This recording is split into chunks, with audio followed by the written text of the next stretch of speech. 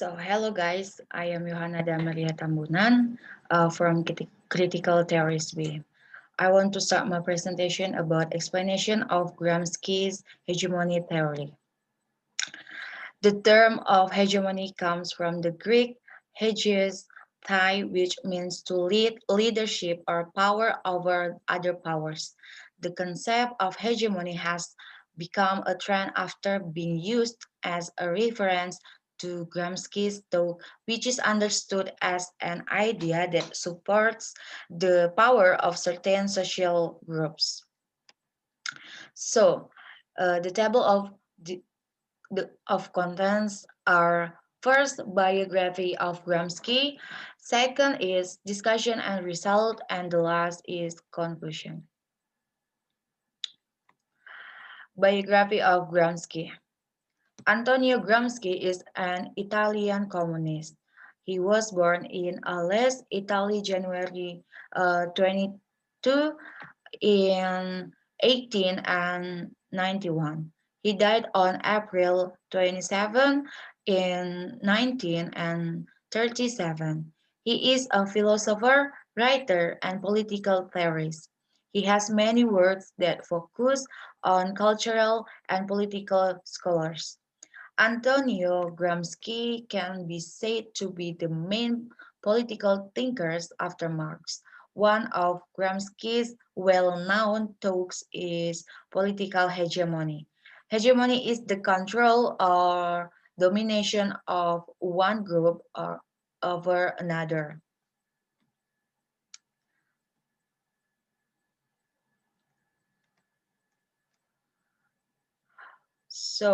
Meanwhile, Gramsci argues that hegemony is a chain of victories that can be obtained through a consensus mechanism rather than through oppression of other classes.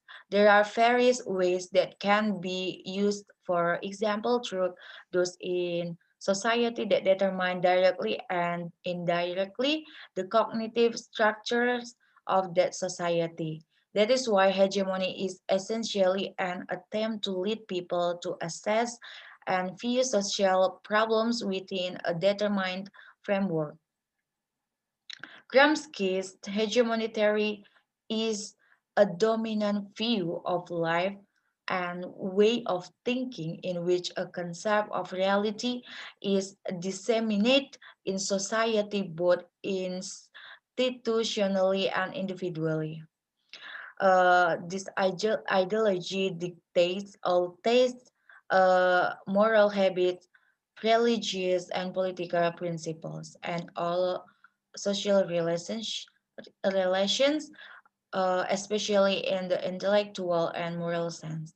Gramsci explained that hegemony is a process of dominating the dominant class to the lower classes, and the lower classes also actively support the ideas of the dominant classes. So next, discussion and result. Literature review. Uh, the first theory is according to Thomas J. McCormick, scholars and other experts on the on the systemic school define hegemony as a single power's position of simultaneous superior economic efficiency in production, trade, and finance. Furthermore, a hegemon's superior position is considered the logical consequence of superior geography, technological innovation, ideology, superior researches, and other factors. The second theory is hegemony demands power, which is defined by British scholar Susan Street as the ability of one party to affect outcomes such that their preference take precedence over the preference of other parties.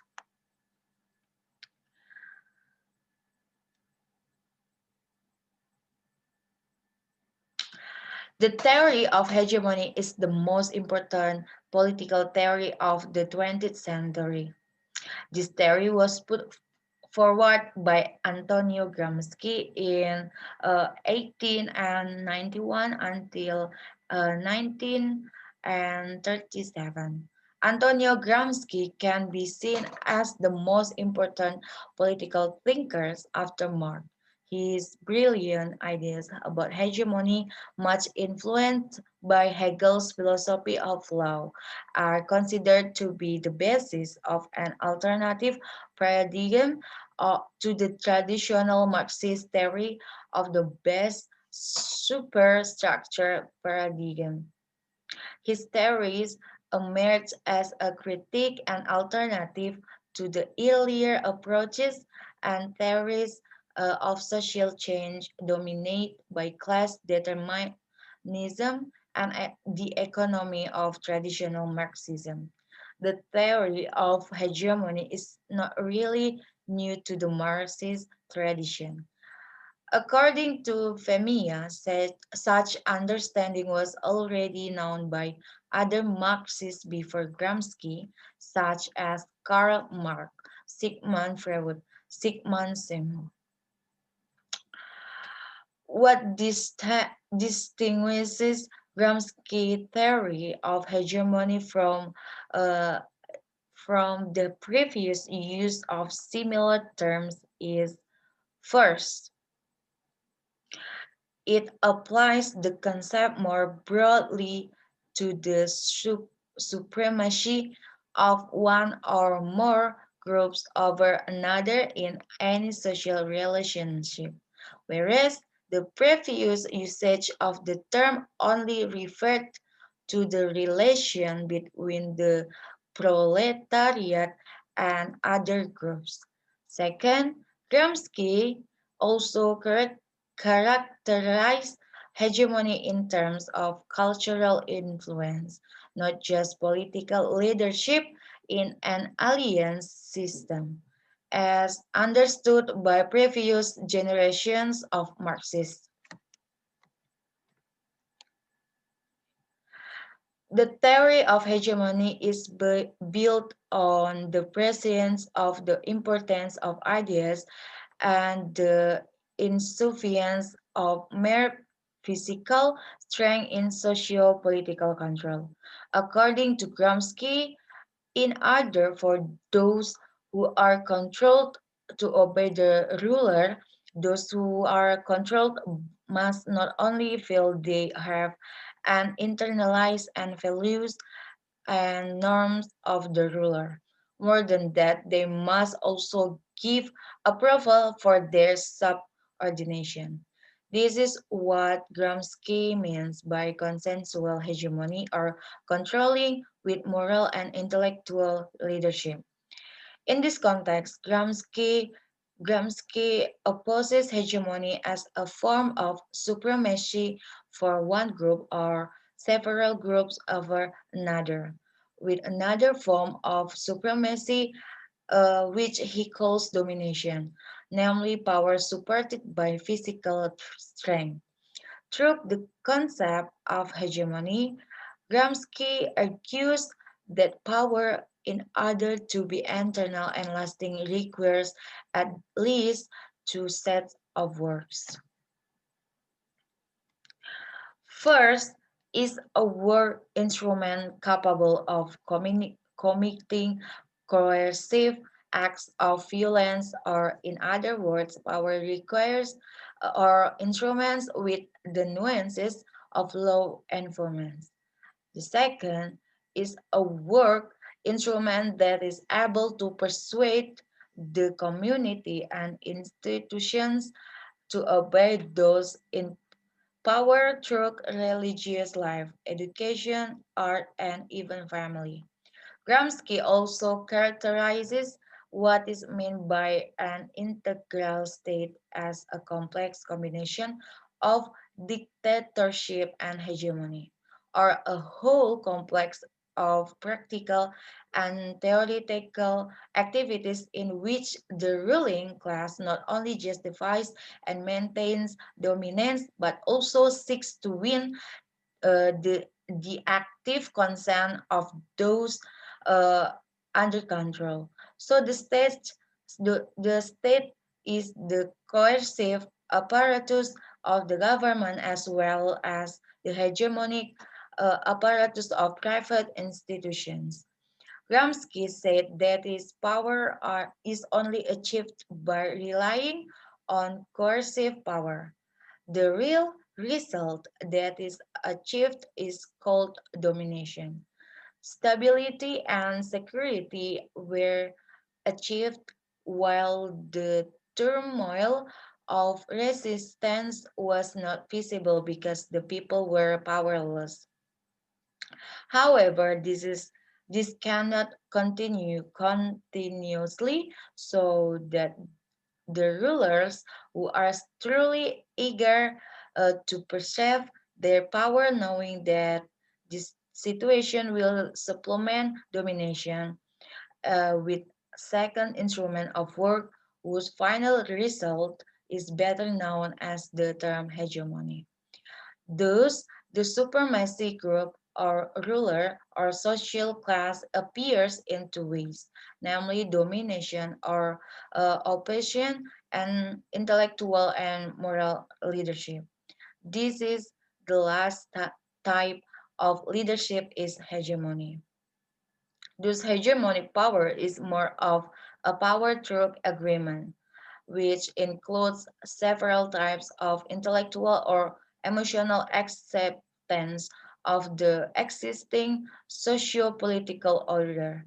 Hegemony is a chain of victories that is obtained through a consensus mechanism rather than through operation of other social classes. The concept of hegemony is related to three fields, namely the economy, the state, and the people. Economic space is fundamental. However, the political world, which is the arena of hegemony, also displays the highest development moment of the history of a class. In real regard, the attainment of state power, the consequence it brings for the possible expansion and full development of the hegemony has emerged partially, has a special significance. The state will all its aspects, which is expand to include the hegemony area, gives to the class that founded it both prestige and the appearance of the historical unity of the ruling class in concentrate form, which results from the organic relations between the state or political society and civil society. This is a quote from Rowan Williams uh, that he said, "We have only one global hegemonic power. It is not accumulating territory, it is trying to accumulate influence and control." So the conclusions are hegemony is not a relationship of domination with power, but a relationship of agreement using political and ideological leadership. In simple terms, hegemony is a consensus organization. Hegemony shows a leadership from a state government or certain elites against groups that obey government regulations or people who are in power and have full control. Hegemony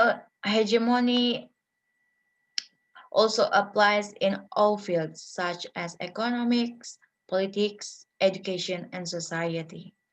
Hegemony takes place when the lower class society, including the proletariat, has accepted and imitated the way of life, way of thinking, and the views of the elite groups that dominate and exploit them.